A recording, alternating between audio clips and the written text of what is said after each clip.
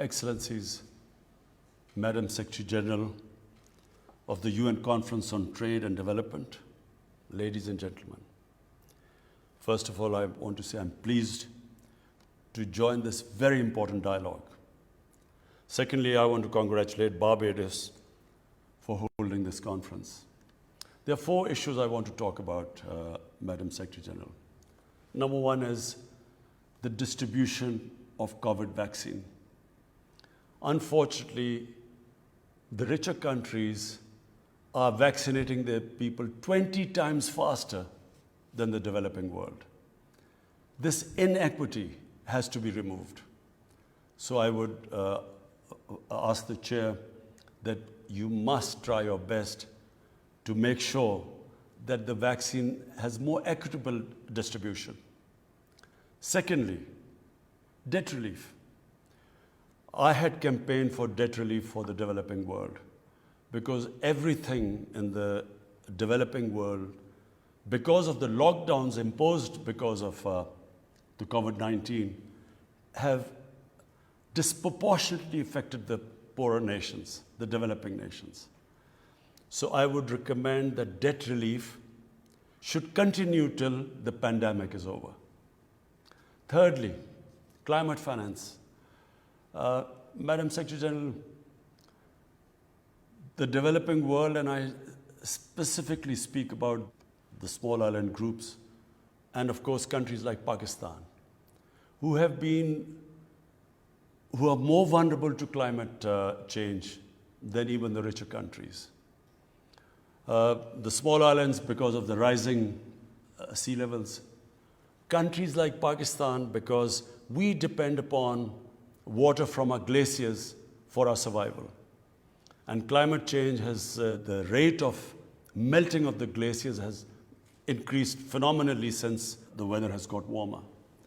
So I would request that the richer countries contribute in climate finance and especially help those countries whose contribution to carbon emissions are minimal and yet are disproportionately affected by climate change. And fourthly, Madam Secretary General, and for me as crucial as the impact of climate change, is the illicit flow of money from the poor countries, from the developing countries, to richer capitals, to tax havens, to haven destinations. According to the Fact-I panel, $7 trillion are parked in these tax havens and haven destinations. And also, annually, $1 trillion leave the developing countries towards these safe havens.